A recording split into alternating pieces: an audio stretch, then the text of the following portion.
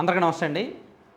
మన మాజీ ముఖ్యమంత్రి వైఎస్ జగన్మోహన్ రెడ్డి గారు ప్రస్తుతం బెంగుళూరులో ఉన్నారు.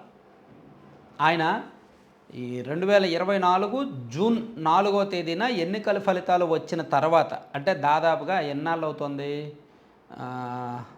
90 రోజులు దాటింది కదా, 100 రోజులు అవుతుందేమో. సో ఈ 4 నెలలు అనుకుందాం. ఈ వ్యవధిలో ఆయన 9 సార్లు బెంగుళూరు వెళ్ళడం, 9 సార్లు వెళ్ళారు బెంగుళూరు. సరే, ఆయన ఇష్టం, ఆయనకి అక్కడ ప్యాలెస్ ఉంది, ఆయన వెళ్ళొచ్చు, ఎవరు తప్పు పట్టరు కాక. కాకపోతే గతంలో చంద్రబాబు గారు హైదరాబాద్ వెళ్తే వీళ్ళు తప్పు పట్టారుగా.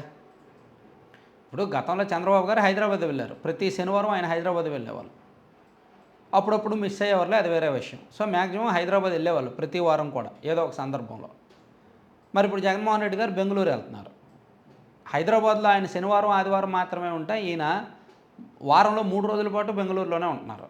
సో అది తప్పు కాదు, అలా ఉండడం తప్పు కాదు.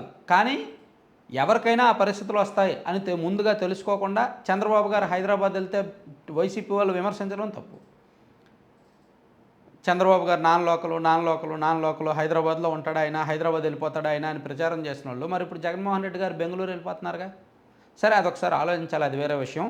సో జగన్మోహన్ రెడ్డి గారు ఈరోజు తాజాగా బెంగళూరు నుంచి మరోసారి ట్విట్టర్కి పనిచెప్పారు. ట్విట్టర్ అంటే తన సోషల్ మీడియా అకౌంట్స్ అన్నింటిలో కూడా ఒక 8 ప్రశ్నలు లేవనెత్తారు. 8 బాగా కలిసి వచ్చిందేమో. లాస్ట్ టైం కూడా ఆయన బెంగళూరులో ఉన్నప్పుడే ఈ వరద బాధితులకు సంబంధించి, వరదకు సంబంధించి 8 ప్రశ్నలు లేవనెత్తారు ప్రభుత్వానికి. దానికి తెలుగుదేశం పార్టీ నుంచి స్ట్రాంగ్ కౌంటర్ వచ్చింది. సో ఇప్పుడు ప్రస్తుతానికైతే టీడీపీ నుంచి కౌంటర్ రాలేదు. జగన్మోహన్ రెడ్డి గారు పోస్ట్ చేసిన ఆ 8 పాయింట్లు ఏంటంటే, రాష్ట్రానికి ఎంబీబీఎస్ సీట్లు వస్తుంటే సంతోషించాల్సింది పోయి అవసరం లేదంటూ చంద్రబాబు గారి ప్రభుత్వం కేంద్రానికి లేఖ రాయడం చాలా దారుణం.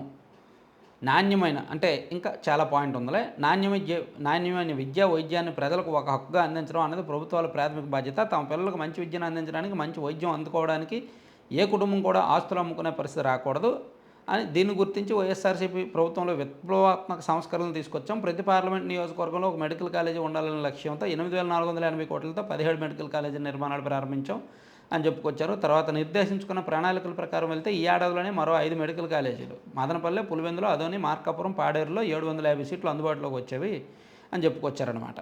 ఇట్లా అంటే మెడికల్ కాలేజీల విషయంలో ఈ కూటమి ప్రభుత్వం నిర్లక్ష్యంగా ఉంది, నిర్లిప్తత వ్యవహరిస్తోంది. ఆ కారణంగా పేదలు వైద్య విద్యకు దూరమయ్యే అవకాశం ఉంది. మేము నిర్మించిన కళాశాలల్లో కూడా ప్రభుత్వం కనీసం మెడికల్ సీట్లు తెచ్చి వైద్య విద్యను పేదలకు అందించలేకపోతున్నారు అని చెప్పి జగన్మోహన్ రెడ్డి గారు విమర్శించారు.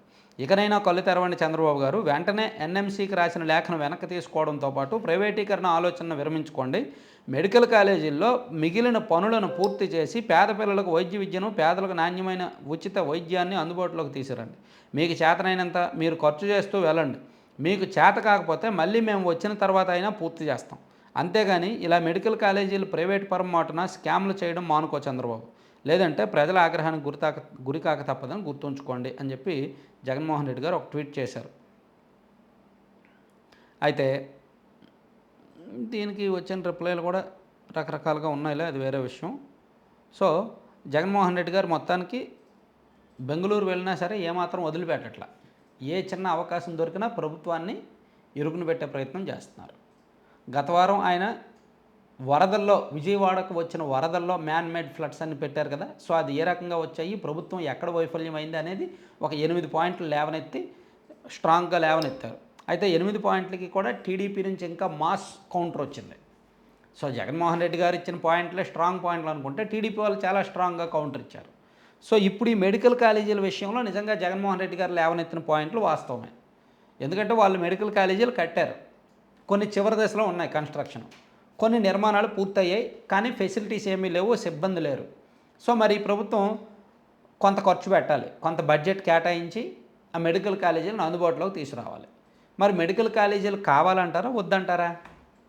జగన్మోహన్ రెడ్డి గారు హయాంలో పూర్తయిన మెడికల్ కాలేజీలు వీళ్ళు వాడుకోవచ్చు కదా, పోనీ పూర్తి కాకపోతే వదిలేయచ్చు కాక, కానీ ఆల్మోస్ట్ పూర్తయ్యాయి కదా. మరి ఆ విషయంలో ప్రభుత్వ వైఖరి ఏ విధంగా ఉండబోతోంది అనేది కీలకం.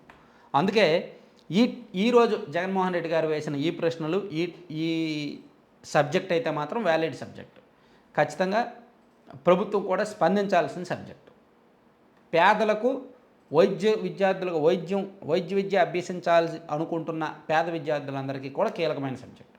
మరి దీని మీద ప్రభుత్వం ఎలా స్పందిస్తుందనేది చూద్దాం. Thank you.